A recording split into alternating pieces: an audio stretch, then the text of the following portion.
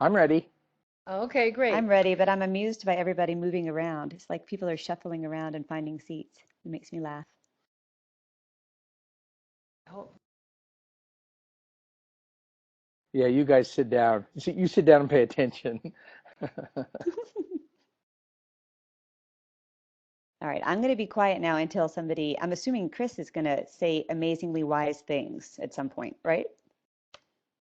The amazing thing is if anything's wise. okay, well, first I'll introduce you guys. So Okay. we're ready to start. So welcome everybody to the Belk Library's Banned Books Week celebration. We're very pleased and excited to have award-winning authors Chris Crutcher and Lauren Myracle here with us tonight to speak about the freedom to read. Chris Crutcher is the author of 14 books, including 11 novels, 2 short story collections, and an autobiography. Prior to his work as an author, he taught school in Washington and California and was acting director of an Oakland alternative school for nearly a decade. His professional career also includes 25 years as a child and family therapist, specializing in abuse and neglect, and 30 years as a Spokane child protection team leader. Chris Crutcher is one of the most frequently banned authors in North America. He is the winner of numerous writing awards, including the Intellectual Freedom Award from the National Coalition Against Censorship. Go, Chris! Sorry. Lauren Myracle was one of the most challenged authors in 2009 and 2011. She is the author of many young adult novels, including TTYL, TTFN, and Shine, all New York Times bestsellers. Lauren has roots in North Carolina. She was born in Brevard and grew up dividing her time between North Carolina and Georgia. She earned a BA in English and Psychology from the University of North Carolina at Chapel Hill, where she was inducted into Phi Beta Kappa. Later, she earned an MA in English from Colorado State University, where she taught for 2 years, and an MFA in Writing for children and young adults from Vermont College. A portion of the proceeds of the book sales from her latest novel, Shine, benefits the Matthew Shepard Foundation. And tonight, Chris and Lauren will each speak for 15 minutes, followed by a 10-minute Q&A between each other. And then for the remaining time, the Q&A will be opened up to the entire audience. So Chris, will you begin, please? I'd love to. I thought I'd just talk a little bit about the history of my being banned. I've been banned since I think 1983. As near as I can tell, every one of those 14 novels or 14 books has been banned someplace. So I'm kind of a veteran at it, and when you listen to all the years, if you put all the years that I supposedly was being a therapist and all it would seem like I'm 108 or something like that. But some of those things are concurrent. But I'm 66, and I've been at this since probably age 35. And the first time I ever got banned, it was really a surprising thing to me because it happened in the early 80s. And it was my first book, and it was a book. It was actually a fairly tame book called Running Loose, and it was about a kid. It was about a kid who had a lot of the same sensibilities that I had. He was certainly a braver kid than I was, and much smarter than I was, because you can, as an author, you can edit and go back and fix things, take out all the dumb stuff. But what I noticed was that using contemporary language all of a sudden was something that could get you banned. But also the things that people complained about that book were a 17-year-old kid who defied authority, or talking about sexual issues. Now, I don't know how you write about adolescence without writing about sexual issues if you're going to be truthful about it. And so it was kind of surprising to me. And one of the big reasons it was surprising was because my father was a bomber pilot in World War II. I was born a year after World War II was over. And when he came back from the war, by the time my dad was the age that I was when I graduated from college, he had piloted a B-17 35 missions over Germany. shot at every time. And he came back a patriot. And he came back a conservative patriot. If you were in Valley County, Idaho, where I grew up, and you were running for anything between, from county dog catcher to president of the United States, my old man was your campaign person in Valley County, Idaho, and he was conservative. And he would have run a nail through his eye before he'd let a book get banned. He thought he fought a war for that. And he was a huge proponent of the separation of church and state for the good of the church and for the good of the state. They had different utilities. So I grew up pretty hardwired to have that be my dad was kind of my civics teacher, and he and I didn't agree. As I got older, we didn't agree politically too much, but we certainly agreed on those kinds of things. So it was really interesting to me that it was the conservative right and the religious right, about 95 to 97% of the time, that was going after my material. And at the time that I started writing, the genre of young adult literature was there, but it wasn't clearly defined. So I didn't have it in my head that I was writing for high school kids or for kids or anything of the sort. I just had a good story to tell, and I started to tell it. And after the first book, it was like I think the biggest surprise was I showed up in USA Today on a list with Kurt Vonnegut and Mark Twain and Alice Walker. I mean, I was in really heady company. So it never bothered me to be banned. And it was in a very short period of time, I realized that the people who wanted me banned were people that I had fundamental disagreements with about what what intellectual freedom was all about. It breaks down for me into kind of two different focuses. One is just the general philosophical piece of whether or not we can ban books and what intellectual freedom really is. I never have a problem with a parent telling a kid that he or she can or can't read a book. I never have a problem with a parent going to school and saying, I don't want my kid to read that book. Please give them another book. And I go to a lot of schools, and I've never been to a school that wasn't willing to do that. So while I might have some kind of philosophical disagreement from a parenting point of view, in other words, you can tell your kid they can't read that book, but it was the best way in the world to get me to read a book was to tell me I couldn't read it. I mean, that would have sealed the deal. I would have read a lot more if somebody had done that with me. But the second part of it is that idea is that it's okay to say that you don't want your kid reading a book. It's not okay to say that you don't want anybody's kid reading that book. And the other thing that really bothers me about the people who go in and really want the book censored and things like that is that they'll come into a school, and schools are one of the places, probably the biggest place, even more than public libraries, where these books get banned. And they come in as if they're educational professionals. And you go into a school with a teacher who is serious about his or her job, and that teacher has read a lot of books, and that teacher has stood before a lot of students. And part of the deal is getting to know my class and getting to know what I need to give them in terms of story to get their passions going. And so having read all these books and figuring out which books are going to work best and get some educational stuff going on is a teacher's job. And the people who come in and decide that they want the books taken out of schools are people who have a philosophical idea about, and it's basically this: if I can keep these kinds of ideas out of children's heads, then they'll be safe. Well, the other way to say that is ignorance makes us safe, and it doesn't. I mean, there is one way to censor, and that's to self-censor. The freedom of or intellectual freedom works both ways. I have every right to read any book I want to. I also have every right to close any book that I want to. So, that was kind of the first part of it. But there was a part of me that kept going back and saying, maybe there's some line that's been drawn somewhere that I don't know about that speaks to the difference between art and real life. Well, I had been working 10 years in an alternative school in Oakland, and I was picking up, that was kind of the runway to my writing career. And I hadn't written any books yet, but I was gathering characters. And I got back up to the Northwest, and I'd been a psychology and sociology major in college, and I started working in a child abuse project in Spokane at the mental health center. Now I'm hearing stories that brought me to my knees.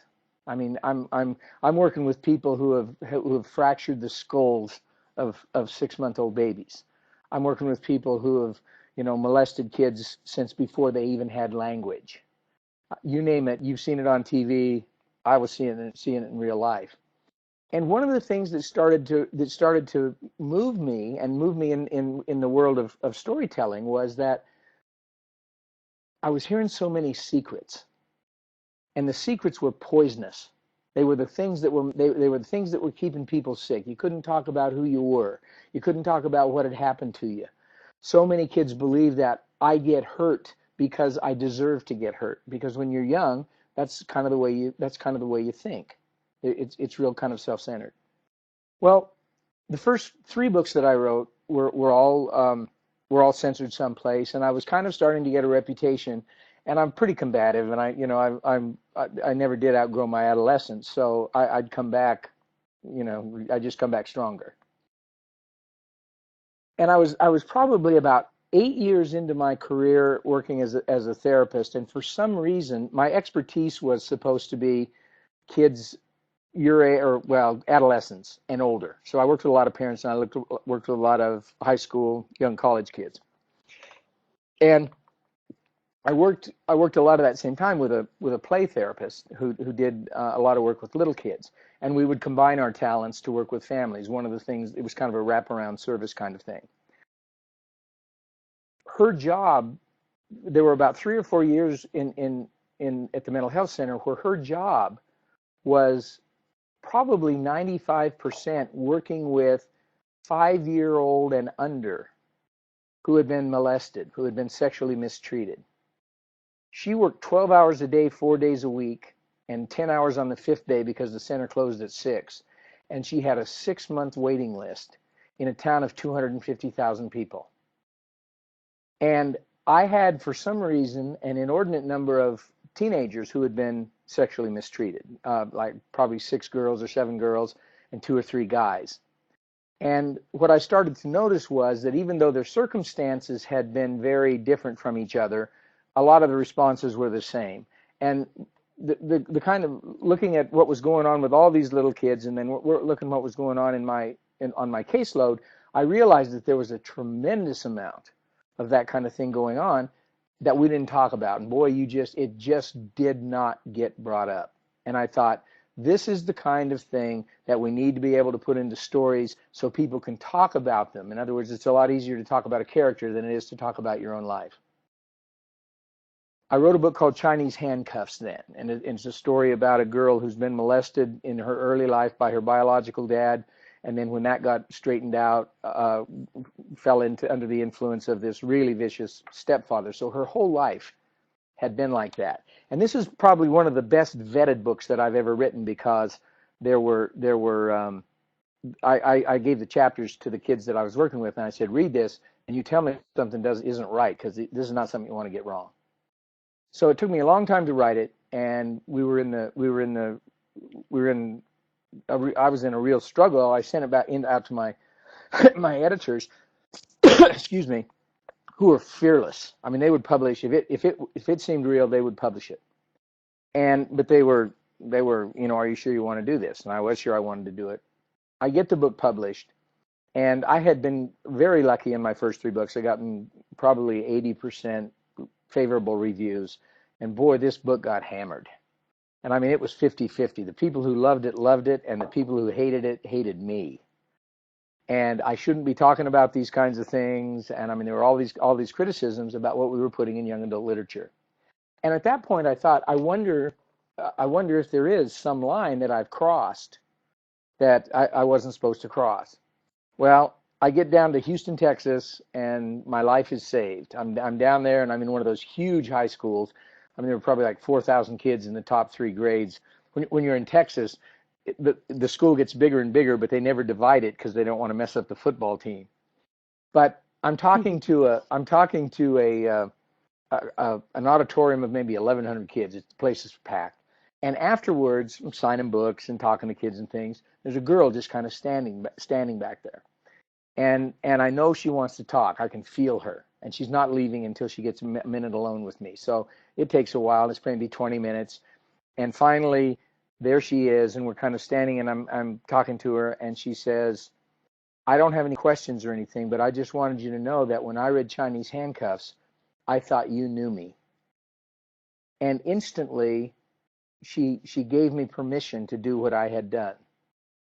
And she went on to tell me a little bit about what her life was like. She knew I was a mandatory reporter. She wouldn't tell me her last name. She was a senior. She was going to get out. She said, I never knew anybody knew about this kind of stuff till I read this book. Well, now I'm validated. But then she says a really interesting thing. She says, you know, I could be a client and you're a therapist, but I live in Texas and you live in Washington. What do I do now?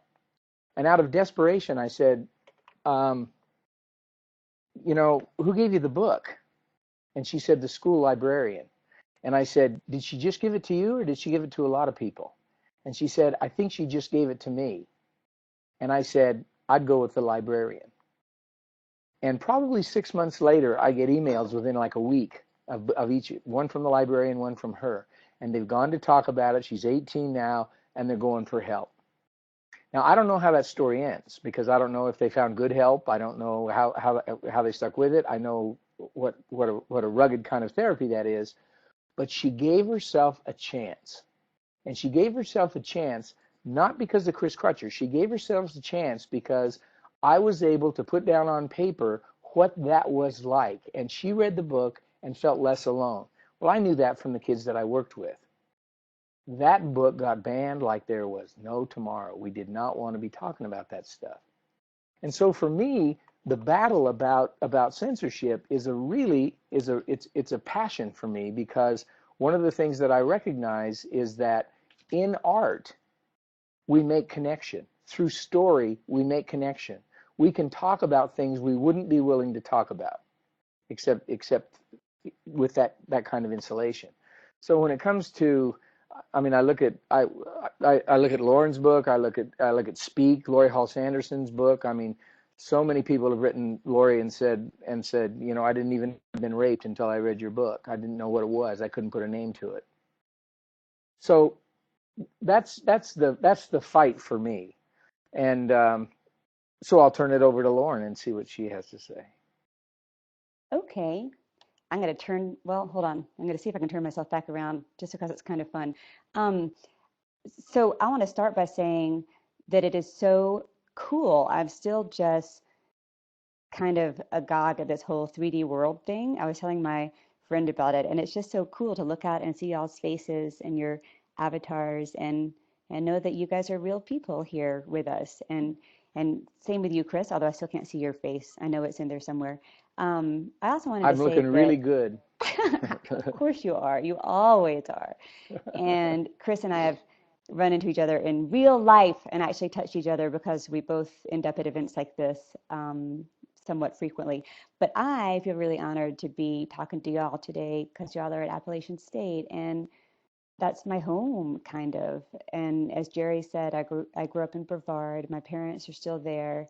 I have another set of parents that are in Highlands, and North Carolina is my spiritual home. And the book that I'm most recently, well, the young adult book that came out most recently of mine is called Shine. And Appalachian State is mentioned in Shine because one of the characters gets a scholarship there. So I want to come there for real and see you guys in real life, but since I can't, this is pretty cool.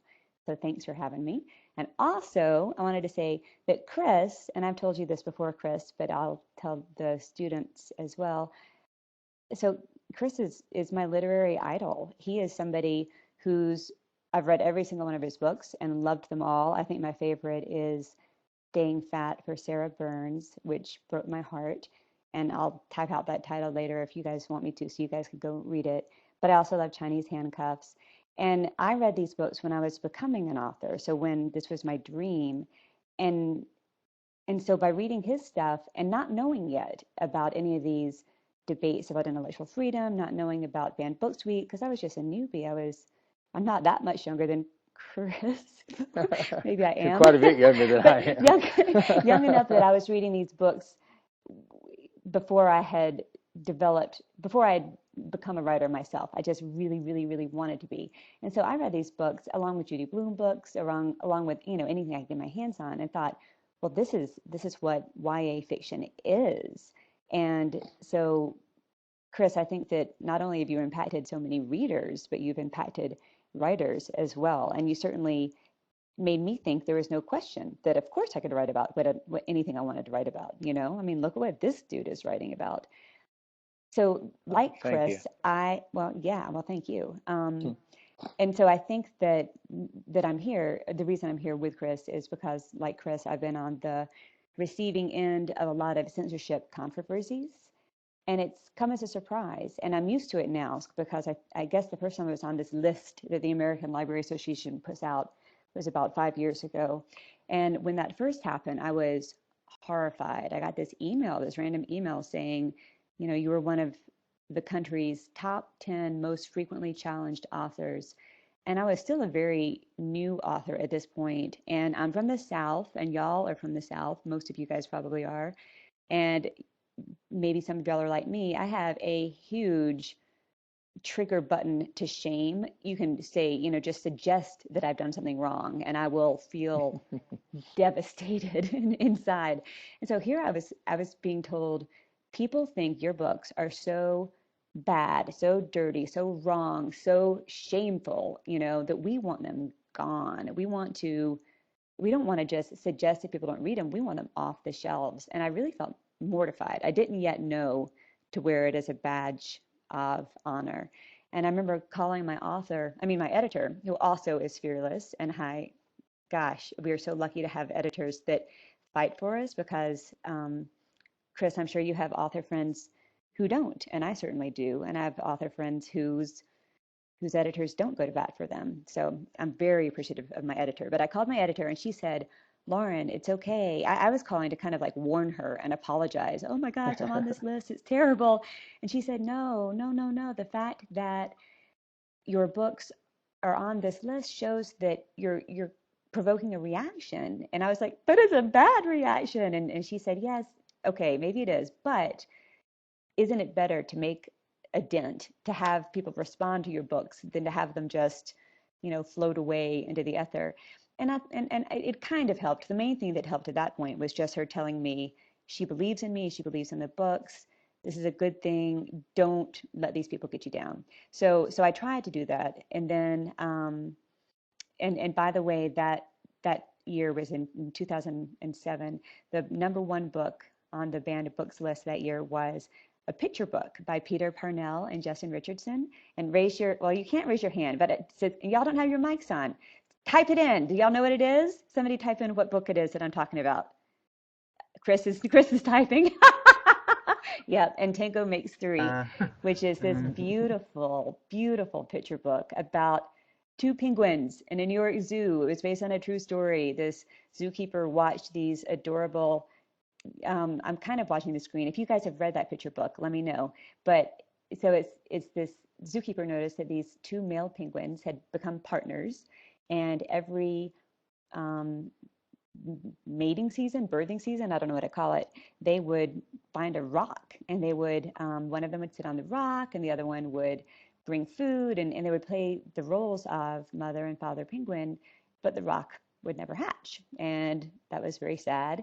And they noticed that at the same time, there was kind of a mama penguin that wasn't a great, oh yay, for all the people that are reading it and saying that they're reading it, there was a mama penguin that wasn't ever successfully letting her egg hatch. And so the zookeeper decided an experiment, and he took the now I don't want to say the bad penguin, but the mom penguin who wasn't doing such a great job. And Yeah, that's a bad penguin. Is that a bad penguin? And gave her egg to these two male penguins. And sure enough, they they tended to the egg, and they tended to each other, and they hatched this adorable little baby girl penguin. And it's a very happy story, and it is awesome. And there is, in my opinion, and like Chris said, we're all allowed to have our own opinions, but it blows my mind that people would say, get this picture book about the two gay penguins out of here, because those gay penguins, I mean, instead of seeing it as a book about love and tolerance and how awesome it is that life springs up in all these funny ways, they were like, those gay penguins are going to make our children turn into penguins. Well, no, turn gay. So it just seemed silly to me. So then that was in 2007.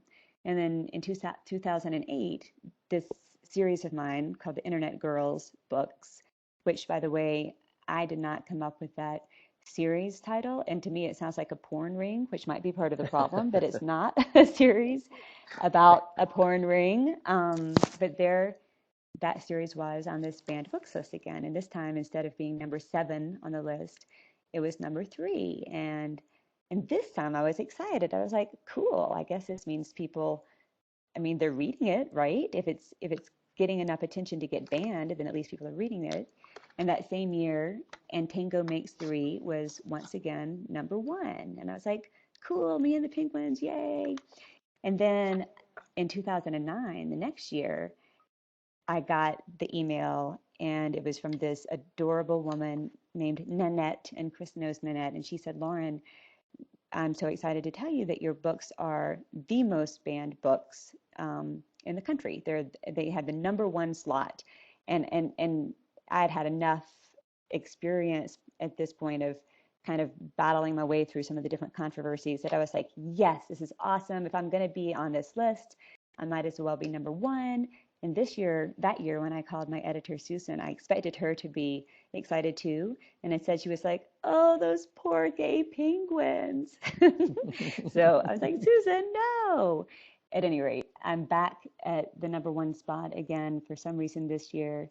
And I think for me, so Chris writes about gritty, raw, extremely real, and extremely painful social stuff, issues, hard stuff that happens. He also is really funny.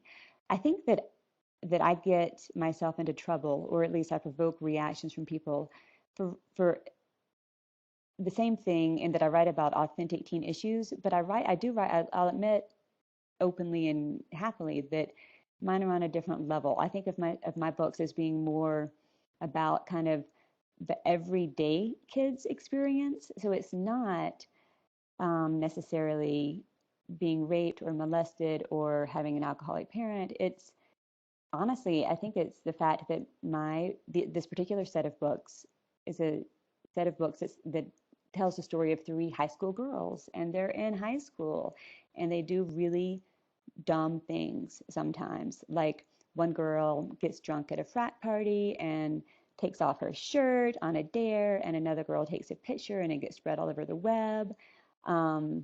Another character, Zoe, has a huge flaming crush on her teacher, and the teacher has a crush on her right back, and things happen.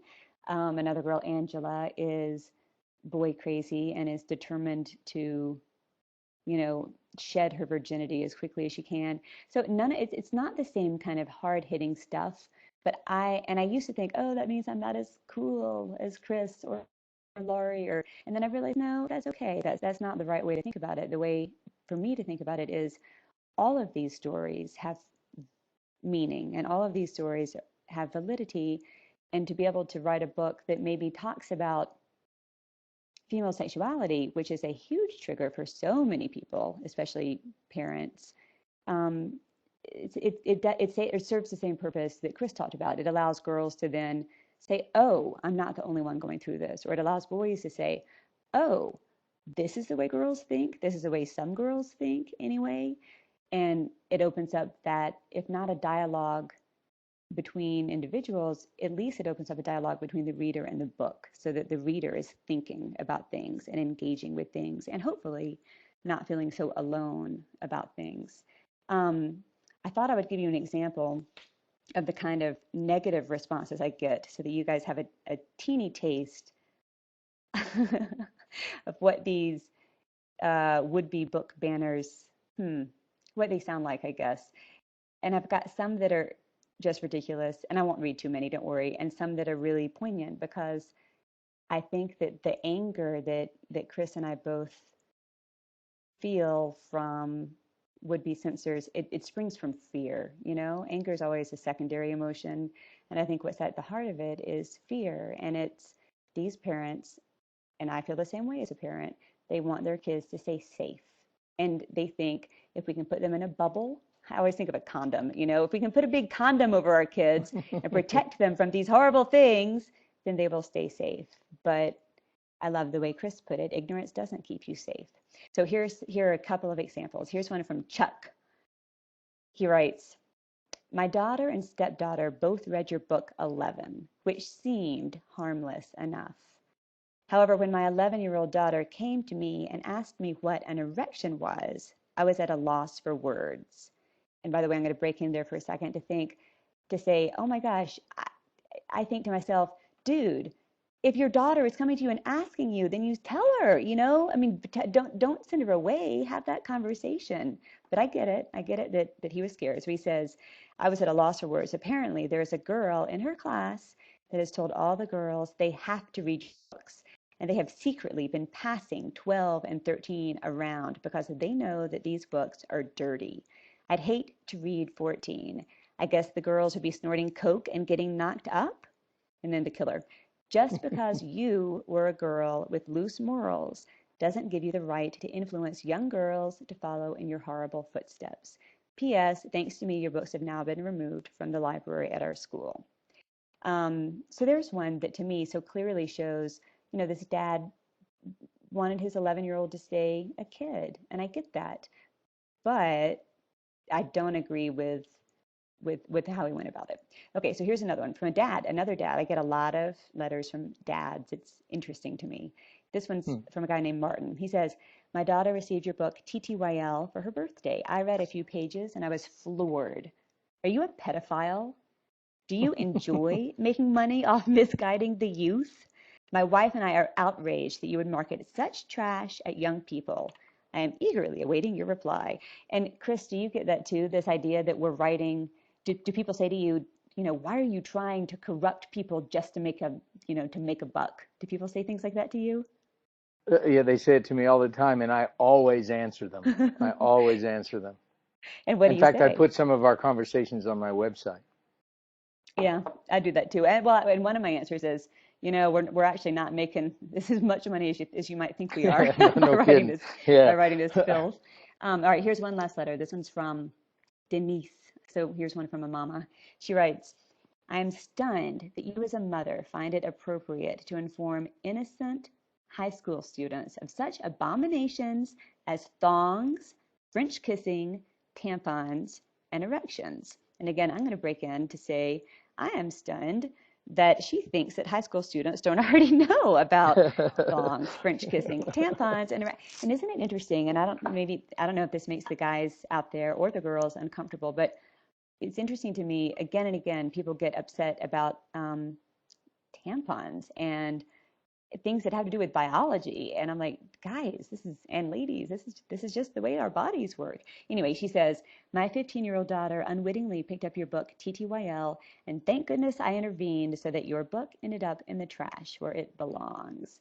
And I've been watching some of y'all's comments, and I know that y'all have had to go kind of to battle for some of your students and over books that you guys are teaching in your classrooms. And I've had kids write and tell me, you know, that their teacher, and it's not y'all, I mean, obviously you guys, or at least I'm guessing it's not you guys, since y'all are in here, but the teachers will take books from them, like their own books, and say, this is not okay for you to read. Or that parents will take library books and say, this is not okay for you to read. And I had one mom who told me proudly that she chased down her neighborhood trash truck so that she could toss a library copy of TTYL into the trash and see it go in herself. And I'm thinking, okay, so my writing a book isn't okay, but you're stealing the library's private property and throwing it in the trash can? Yes, I agree with whoever just says, dang, that is crazy, Mom. I agree, that was crazy, Mom. But here's the last thing that I'll say before I wrap up, and then we can talk instead of just talk at y'all. Is the thing is, it's so easy to see it as black and white, as in censorship is bad, intellectual freedom is good. And I do believe both of those things. But I also think that it's more complicated than that. And so the questions that I want to leave you guys with are, how might we be oversimplifying the issue of intellectual freedom in our own hearts, in our own careers, in our own lives? I know that a lot of teachers who taught to me, and they do that same thing that Chris talked about, where they kind of hover and they wait until, when I'm out and about in the world, and they'll say, I want to fight for this book, but it just takes so much time, or, but it's just so scary, or, but I don't want to lose my job. And I get that. And I know that Chris does too. But I also think, well, what do those decisions, say about us if we make those? Maybe ask yourself too, what scares you about intellectual freedom? What scares you about censorship? And the big one for me that I had to just ask myself just last week, and I still don't have an answer, and in fact, this is going to be I'll use this as a segue into my question for Chris, is, do we censor ourselves sometimes without realizing it? Or do we censor other people without realizing it? And so, for example, so Chris, I think that I've talked for 15 minutes, so now I'm going to ask you a question, okay? Okay. Okay, so this has to do with for me, with the idea of intellectual freedom and the idea that all ideas are fair game and that we all need to respect each other's opinions and all that kind of stuff. And you talked earlier about how there are people that you have fundamental disagreements with. So my question has to do with, how do you, as a human being who's trying his best to walk through this world with authenticity and dignity, and you do a great job of it, how do you handle those hard conversations where you feel like somebody else is being a real shit? For example, I was out last week having drinks with some new friends, and this guy, he's like 40 years old, he's not a kid, takes a call, and he starts talking to his friend on the phone, another man. So it's two guys who are talking, and this guy starts laughing, and he's a little drunk, and he's saying, slut, you did not, oh, come on, bitch, you're kidding me, really? So this was one dude calling another dude words like slut and bitch, and it just shut me down inside, and it made me feel like, I didn't know what to do. I thought, what is my job as a person in this social situation? I'm a guest. These are new people to me. I don't want to publicly embarrass somebody, but I also think this is really crappy behavior. And so I did nothing really. I just sat there quietly, kind of fuming, and then tried to process it later. And I actually put it out there on Twitter to kind of see how other people would respond.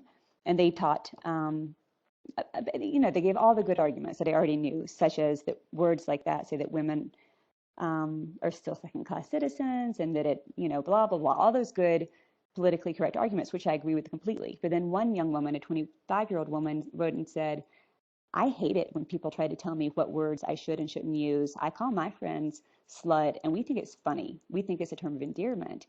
And I think that that is censorship, if you're trying to go around and tell people what's okay and what's not.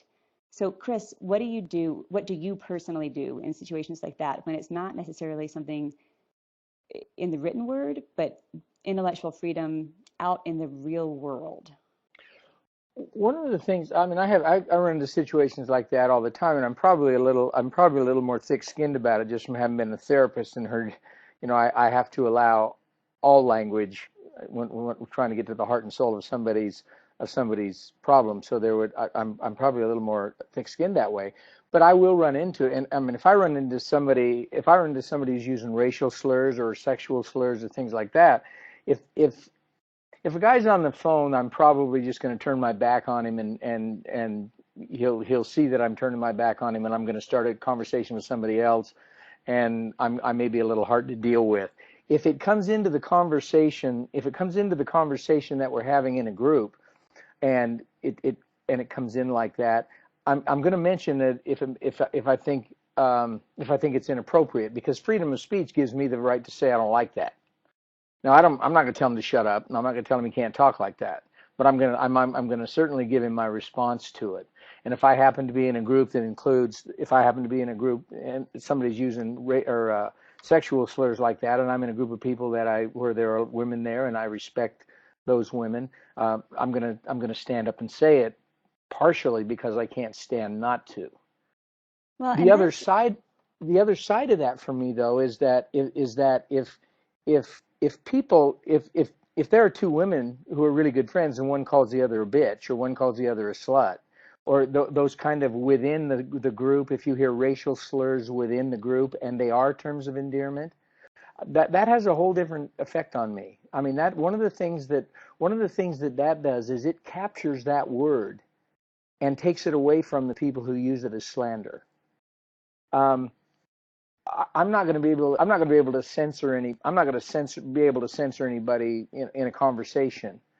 But what I can do is I can register how I respond to it.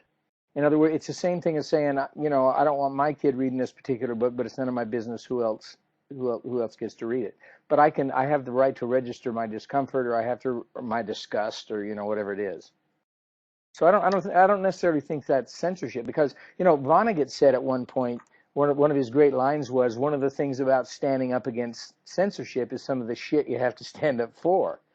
And he was saying there's a whole bunch of stuff out there that I don't like. I don't want to have anything to do with. But I'm not a smart enough guy to say that it should be taken out, because once that happens, once it's allowed, then that's a slippery slope that it never ends. Well, I think that you just helped clarify something for me, which is, again, gets back to the whole idea of dialogue and conversation. Is so what I hear you saying is that so you can register your own response, you can disagree with somebody's behavior, but by talking about it, you're not, well, you are saying you disagree, but you're not, I don't know, I still feel like it's tricky, because it's like I would like to change that guy's behavior, but I guess I can't change it. I can just throw out my Right. response to it. And I would like to change his behavior too, but what I know is that I'm probably not going to. Mm-hmm. And that he's gonna take whatever I say, and he's gonna turn me into, Chris Crutcher just an asshole. He doesn't like the way I am. Or I mean, he's gonna do whatever he needs to make what he did all right. Well, so actually, give me, before we, and then I'll leave this particular point. So And what would that's you actually say? sure. Give me an example of what would you, so you're talking to me and I'm saying, and pretend I'm a guy, and I'm saying, yeah, and then this slut came and she gave me another drink and she was hot. So what would you say? Well, what I'd say, man, oh man, you get away with talking to women like that and about women like that? Are you kidding me? I mean, that's unbelievable. Dude, what is your problem? Why are you being such a tight Exactly, ass? exactly. Why would you, when you're sitting Well, no, among see, that's what I'm people? saying. That's what the guy would say. So he's gonna be like, what are you getting on me for? And then what do you say after that? I'm gonna say, I'm getting on you because in my world that's indecent, and you're gonna Yeah. do whatever you want with it, and I'm not gonna change your mind. But I can't sit around letting you talk like that without giving you a response to it. So if you think it's cool, you just need to know that there's at least one person here who thinks you're a Yep. douchebag, and then we go from. See, and that's what I tell. I've got a 14-year-old son and an 11-year-old son, and they are both gamers, and so they're both in a world a lot of times where they're online and it's anonymous, and some of the Skyping talk that goes on is so ugly, and I've had to tell them, to Al and Jamie, guys, here's the thing. If somebody makes a racist joke and you laugh because you're feeling awkward, or even if you don't say anything, then they then think you're okay with it. And if you're not okay with it, you need to speak up. But I guess it just really hit home for me last week that it's harder to speak up. It's so much easier to sit in my office and write a book about something hard than to Right. say in public, wow, those words make me really uncomfortable. Can I tell you But why? but you know what? That's what's good about, that's what's valuable about writing stories, because you're exactly right. It is easier. It is much easier to sit in your office and do that. But what you're doing is you're throwing it out there so that it can get talked about, and Yeah. you're allowing insulation so that, in other words, I can talk about what's going on here and I don't have to be embarrassed. And I don't have to fight with my friends or, whatever's going to happen here. And sometimes I'll be brave enough to fight, and sometimes I won't.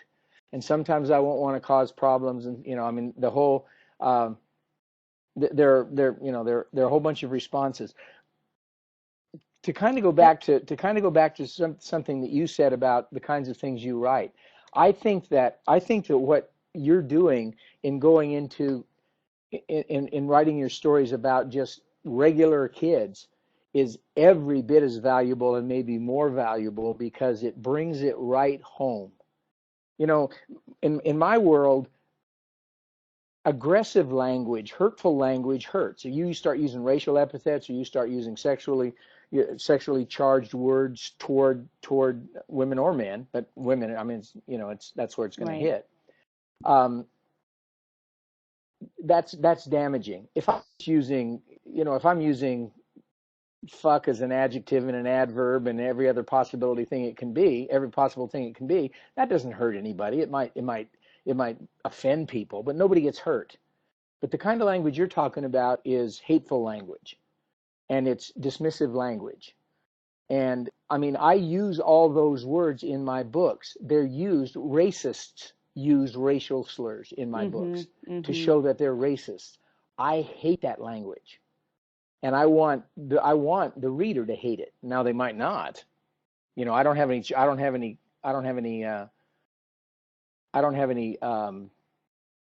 control over what a person thinks. But getting it out there in the real world is the thing that brings it up for conversation. I don't think none of us are going to be brave all the time.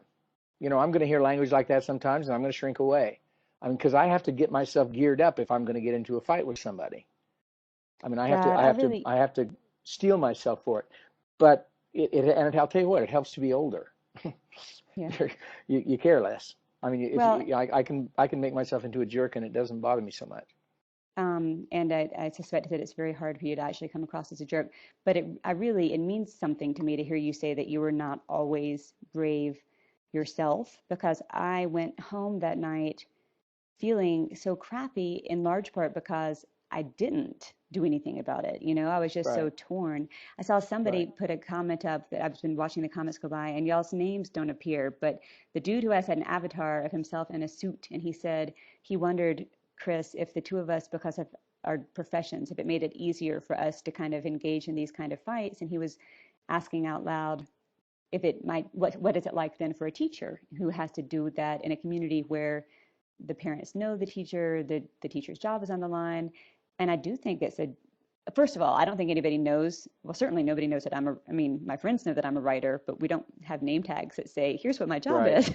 Yeah, so I don't really think that offers any protection. But I do think that I want to give a kind of a shout out and kudos to you teachers, because just as Chris said, it is harder to do it face to face. So for those of y'all who have had to do that, and whether it's fighting for a book or whether it's talking to a kid about inappropriate language, and if you're the kind of person like I am and it makes your stomach clench to have any kind of conflict, good for you for doing it. Well, and I think I'm with you all the way on that. I think, I write this book, and one of the things, I'm always wide open to any teacher or any librarian that gets into trouble with one of my books. I want to, if I'm even close, I'll go. And if I'm not, I'll give them as much language about what I wrote and why I wrote it, and anything that I can say that they might be able to use, because I'm really aware that I'm not where the rubber hits the road. They are. I'm not in their communities. I sit by my, you know it too. You're sitting alone with your computer. And when they bring that book because they believe it's valuable for whatever reason, and they bring that book out into the public, they're the ones who are exposed. There's no tougher job than being a teacher and trying to do that balancing act that teachers have to do, particularly teachers who work with stories. And it's one of the reasons that you talk about that clenched stomach. I learned to welcome that clenched stomach. That's the only way I can fight. Yeah. But and there are times when I just can't do it. I go home the same way you do. I should have told that guy. I should have said, and I didn't, because I didn't want to tear the conversation into. I didn't want to turn it into what I knew it would go into. Yeah. Right, but So maybe then, yeah, in that case anyway, so for me, that clenched stomach failure on my part led to this conversation with you and with all of those students out there. And so I guess that's a good thing too, to be able to, like you exactly. said, register your emotion and then do something with it later, do something to figure it out I'm for willing to yourselves. bet that I'm willing to bet that there are a number of people in the audience that are brave enough under the right circumstances to do it for us. No, and thank you, all of y'all who do that. And I would also say, and then I know we need to let these guys ask questions. Um, y'all have so many allies within your own classes, and find them, and have online groups and have chats and things like that, so that you guys can turn to each other if you guys are going up against something hard, because you guys can be each other's best support system. So, Jerry, Exactly. do we need to Yeah, let so these guys ask questions? sure, why don't we do that? And for your own information, the majority of the audience, at least in world, are librarians, teachers, and library science students. Just so you guys know that. Awesome. Well, the first thing Yay. I'll say to all of you is if any of you get in trouble with any of my books, you got my email and you can get my telephone number. So And the same you for have me. Call That's access. great. Chris. And so, yeah, call Chris on my behalf too. Just kidding. You can also, I'm also available out there. So why don't we start with some questions from the audience here in the conference room? Does anybody here have a question for Chris or Lauren? Okay, if you want to come up here. Oh, so are there real live people with you? Yeah, Yeah, they have. there's real live people here in the conference room in Cool. the Belk Library. So we're going to start with a question from one of these students first, okay? Yes. Hello. Um, I'm the reporter, so I'll go first. I asked this question to Jerry earlier today, but while I was looking at the ALA website, I noticed that a lot of books that have been either challenged or banned um, are some that we consider to be great literature. So I was wondering, do you think that there's any correlation between literature that's socially provocative and also great literature? Oh, Well, absolutely. Go absolutely, ahead, and Chris. I'll say it Yeah, real you take quick, it. real first, and then book stories that tell human truth, and stories that do that in a lyrical and wonderful language and all that way, turn out to be great literature. And one of the things I was saying when I first saw myself on that banned books list. Um, the beauty of it was that I was on there with a couple of Pulitzer Prize winners, and I was there with Harper Lee, and I was there with people that, I mean, some of the great literature, American literature of the 20th century. And my book was not part of that. I would just happen to get into that place. So I felt hugely honored because those books and the ones that I had read spoke human truth, and good art speaks human truth. So And I yes, I would do add think to that. that, yep, and I would add to that two things. One, that also that doesn't mean, however, that just because your book ends up on a banned books list that it's great literature. I mean, in Chris's case, yes, that's true. But there are also books on the list that are just, in my opinion, not, not great literature, but for We call whatever that reason. garbage. See, I'm There are always books on there that self-censoring are myself. garbage. Yes. Don't But censor yourself. but I'm rereading right now The Lord of the Flies, and there's this interesting foreword in which William Golding talks himself about why he wrote the book, and he said he was writing to try to get to the root of the defect in human society, and he said he wanted to trace it back to the defect in the human condition. And if y'all haven't read The Lord of the Flies in a while, go back and read it because it is so freaking awesome. But so I also think about how my editor once said about a work in progress. She said, Lauren, you're trying to write the happy book, aren't you? And I was like, what? And she said, there's no conflict here. You're trying to write the happy book. And I'm like, yes, I do. I just want to write the happy book where everybody loves it and runs around holding hands and singing about unicorns. And she's like, yeah, that's not literature. That's not even a good story. Try again. And I think that speaks to what the reporter dude, what's your name, reporter dude? Connor. Connor, that Yes. if you don't take a risk and if you don't dig deep and if you don't try to share whatever truth you're after, then you're playing games and you're not really writing. Thank you. You're welcome. Thanks for being a reporter. Okay. Yeah, don't How misquote about us or we'll get you. Make us sound good. Misquote me as long as you do it Yeah, in my favor. that would be Just good. say Yeah. whatever Chris said, attribute it to me. Okay, sorry. Go ahead, Jerry. okay, who would like to go first in world? You guys can just text, say I would, and we can go ahead and you can go ahead and ask a question. Hey guys, I'll go ahead and ask Okay. my question. My name is Ashley, and I am a first-year librarian in Davidson County, and I'm working at a high school. And so I'm just wondering where the line is between when it's censorship and when maybe it's really just not the best idea for high school students. For example, I had a student come in this week and ask if I had 50 Shades of Grey. So just what's your thoughts? Ugh. You want me to go first or you? Well, have you read 50 Shades? No, I was gonna ask, do you have it? I've read it. I have opinions. You go first. Go ahead. I'll tell you, in a school, in a public library, I, everything goes. One of the things that you say in school, part of what I think you're asking, one of the ways that I would articulate it is, when are we talking about censorship and when are we talking about selection? And one of the things that is true about a high school library is, number one, there's a limited space, and a librarian's duty in most high schools is to be an auxiliary person to the teachers in that school. So to some degree, that's going to be part of what my selection is. The line that you said that was, some stuff isn't appropriate or whatever, that's a subjective thing, because different people would look at that and they would say different things. I've Yeah, heard a lot about 50 Shades of Grey. I haven't read it. The thing that I would say about any book is that if I can get a kid who's not reading to read, that's going to be my first priority, because then if I can start, if I can get them interested in doing the reading, then I can move them, if I towards some other literature that I think they might enjoy.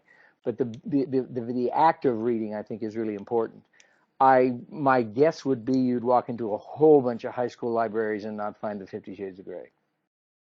yeah, I think so too. And having read 50 Shades of Grey, or at least having read half of it, I actually got bored with it. I don't know if any of y'all have read it, but and so I put that one in the bad literature pile because it was boring, not because of the content. And so it's interesting, Ashley, because when you ask that question, and now I'm doing what Chris said to do, which is registering my own emotions, reactions. My first reaction was a knee-jerk reaction of, ew, yuck, no, not for a high school student.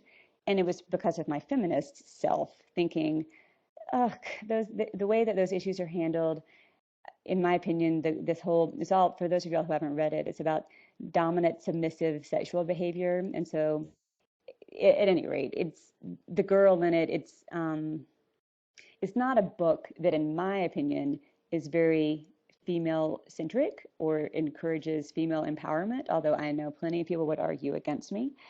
But then I thought to myself, well, what if my 14-year-old wanted to read it? And I was like, well, yeah, I'd let him read it. So in reality, I do not think that a book has enough power to corrupt somebody or to turn them bad. And I think that teenagers we want to give them enough credit to remember that they have brains to process things with. So then it becomes a political question. And again, is it a high school library or a public library comes back into question, because thank God, I'm sure you have selection procedures that you follow. And so then you can use those to make that decision. If I were in your shoes and I knew the kid, I would probably try to help that kid get his or her hands on the book, because just like Chris said, if somebody wants to read something, I'm all for them reading it. And then I would say, let's talk about it. Right, right. And that's the bottom line on it, is the discussion that goes on. And I mean, there are people who pick up that book and can't get enough of it, and people who pick it up and say, Jesus, when does this end? You know, you hear both sides. Yeah. So what are you going to do, Ashley? Well, my budget's pretty small, so I'm not even sure that ordering it's an option after I've got all my other choices made. But I actually directed her to the public library and told her that we didn't have a copy, but she could probably get one there. There you go. Um, Brilliant. So you didn't make her feel bad. You didn't make her feel shamed, and you gave her no, resources to go find it. I think Right. that's a no, brilliant solution. yeah. I think that's better So than then either do one you of us came up with. do you, Sorry. do you do you you know you help the student get it if you have the funds, you buy the book for your school or whatever. So when does the line come, I guess, I mean, before you've had the interaction with the students, when as a librarian you're ordering books and you're making that decision? I mean, that's a top seller. That's kind of what I mean, I think. Well, I'm gonna number one, I'm gonna look at the culture in my school, and I'm gonna look at the classrooms and the things that teachers are going to be using, and the kinds of I'm gonna look at the state I'm gonna look at the state voluntary reading list. I am gonna rely on other people's um, evaluation of certain kinds of books, and I'm going to use that a lot of times. If something's real popular, yeah, I'm going to get it in. But if I'm 50 Shades of Grey, one of the things that I would find out, is that a real popular book with teenagers, or is it really more a book that adults read? And that whole deal of saying you can go to the library with it, you can go to the public library with it, is a real thing. But in most schools, I mean, you're working in concert with a whole group of teachers. I mean, social studies teachers, lit, English, all of those kinds of things. So I'm gonna play to those people to the extent that I want to make sure that I have books available that they know kids will read, and I'm going to add my own books to it. And I am going to look for quality. And you're right. As a librarian, there's some subjectivity, I think, to anything that you put in. You have a certain amount of space. And so you get to draw your own line, unless you're in a community where they're going to, you got somebody like, what's her name, Lori Anderson down in Arkansas, that walks through the library and looks for the bad words. Then you got to kick those people out. See, I would say though, I would add, Chris, you just said that as the librarian, that you get to use your own subjective judgment. I think for me, were I a librarian, I would try to be really aware, and again, this is coming directly from the conversation we just had tonight, of what's going on inside me when I consider a book and what makes me cringe and why. And then I'd remember, this is not my collection. This is a collection Right. for my students. And so I'd Agreed. think, I need to be very careful not, and I know, Chris, you weren't saying, to make it the librarian's collection, but I would want to really watch myself to make sure that I was not creating, and these are the books that Lauren really likes, and instead Right. create a collection that addresses the needs of all those kids out there who might have very different ideas of what makes for good reading than I do, Sure. and then have that range. And one way is to ask kids. I mean, what do you want to read? What do you like? I like, you get all these kids that like fantasy. Good, get some fantasy in there. As much of it as you can. Okay, well, let's see, it's a few minutes after 8 o'clock. Does anybody in world have a burning question? We could maybe take one more question if someone really has a question they're super interested We in are asking. really big on burning questions, because book burnings and Sorry. stuff. Ha ha ha. Ah, ha, ha, ha. I just got a little Oh, message that said, you were laughing loudly.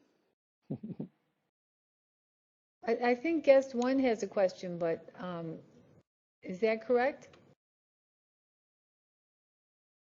You can just text in the box.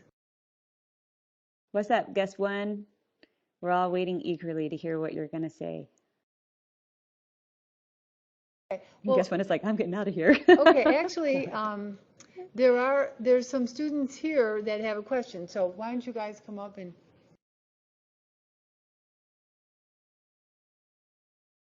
Oh, did you see? Look, Jerry, there's guest one's question. And Chris, I don't know if you can see it, but guest one wants to know if Sarah Burns a real person. Advice for a wannabe author, and is Sarah Burns a real person?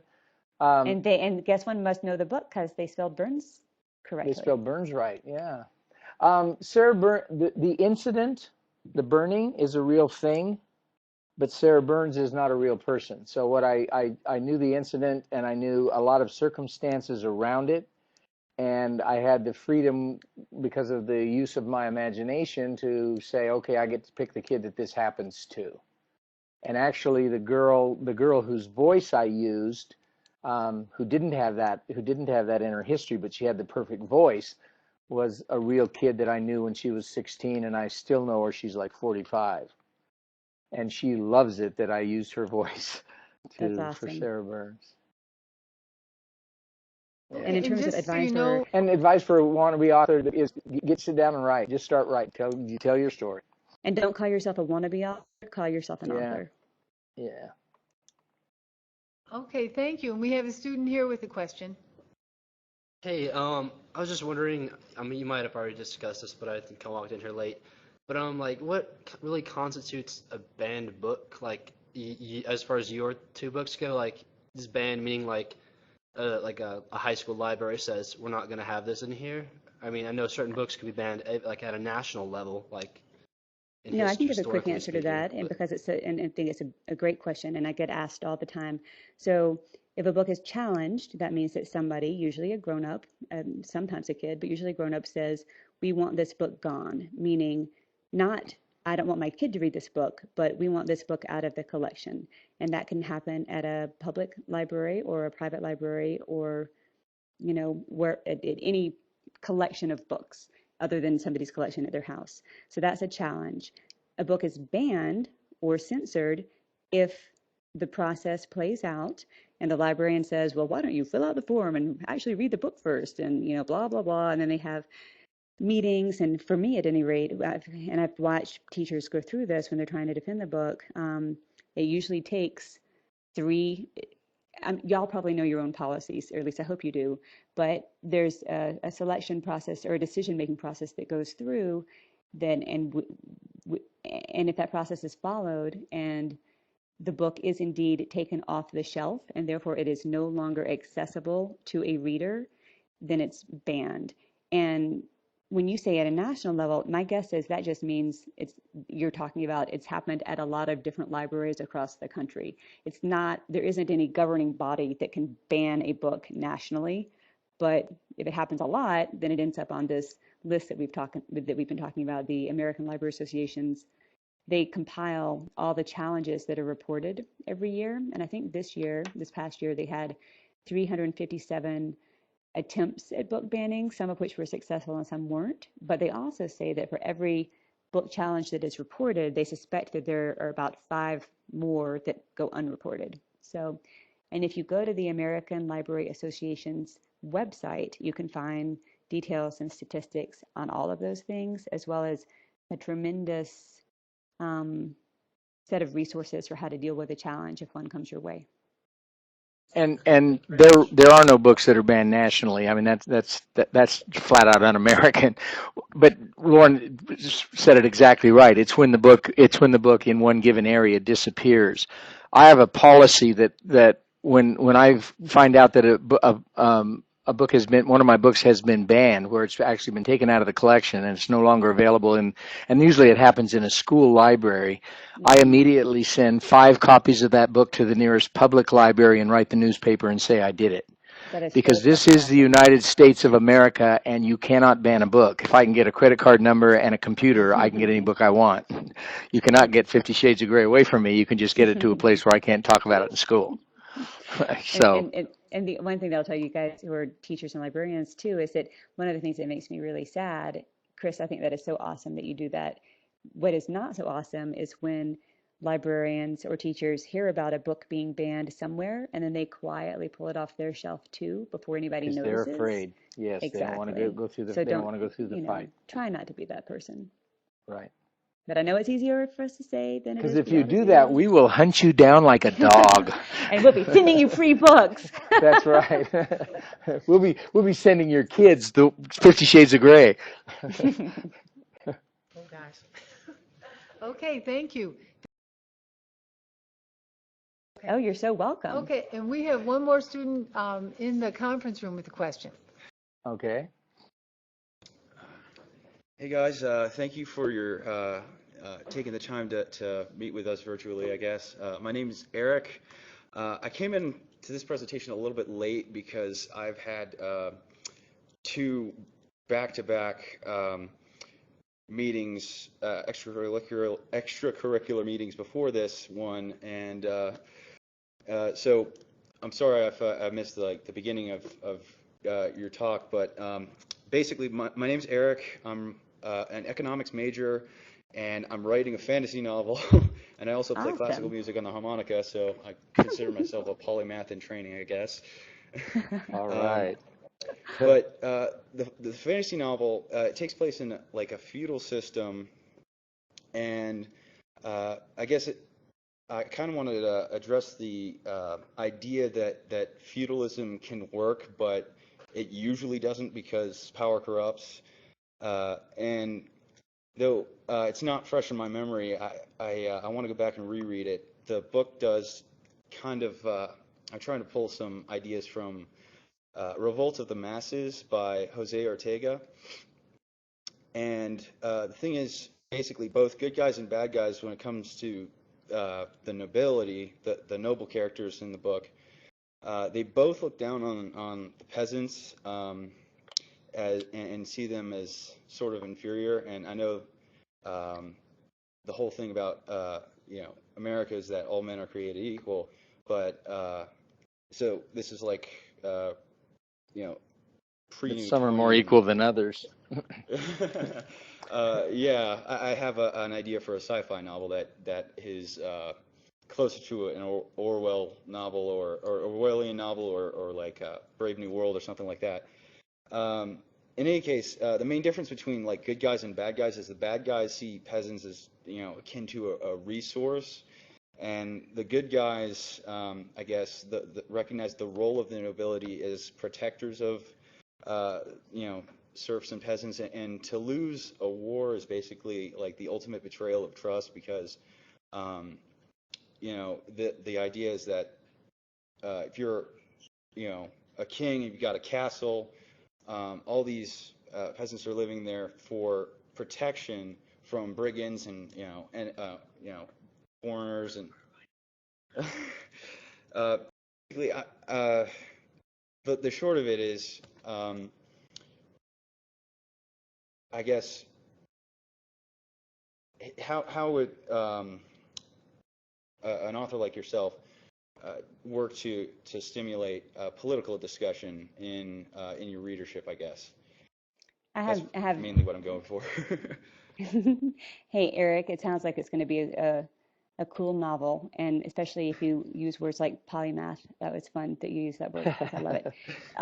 I have two thoughts. One is forget about the ideas that you're trying to convey and think about character, because Right. I hear you. You have some ideas that you're really interested in exploring, but just like I can't sit down and write the happy novel, I also can't write a book with an agenda, because if you do, it's going to be really boring. It's going to be a treatise, Right. not a book.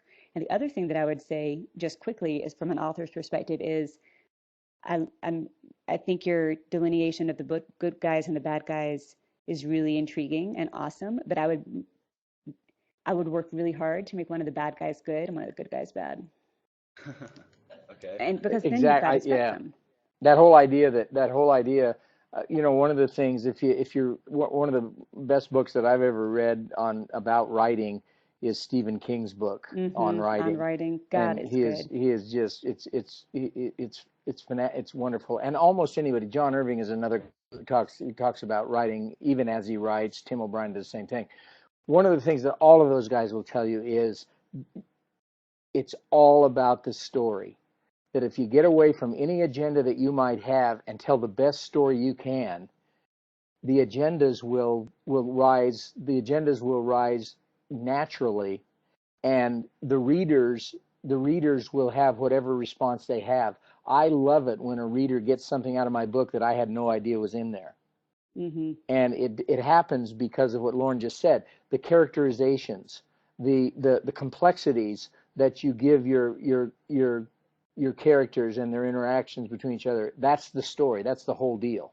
That's the thing, the voices. That's the thing that brings the readers in. And that opens up a conversation that could go anywhere. And, you know, I always say that the history that the reader brings to a book is every bit as important as the history that I bring to the book.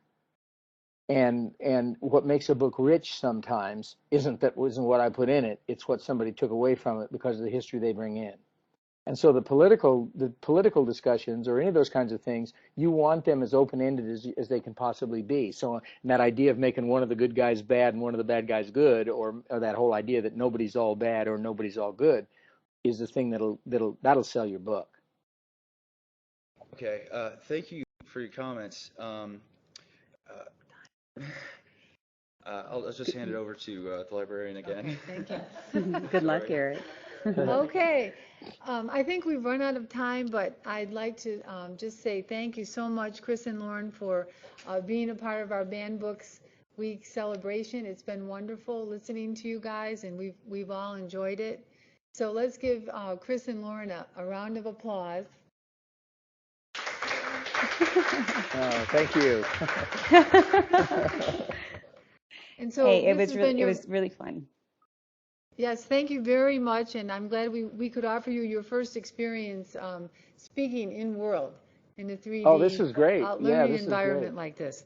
Wonderful Well, conversation. and Jerry, thank you and all of y'all so much, because that is the coolest thing about Banned Books Week, is that it's a chance for people to talk about this stuff and to celebrate our First Amendment rights. So keep on doing what y'all are doing. Agreed. And Okay, thanks thank for you having very us. much. Yeah, y'all have a great night. Good night. Good Good night. night. Bye. Hey, Chris, good to see you. Bye. Good to see you. I'll see you on the road someplace. Yes, sir. All right. All Bye, righty. guys.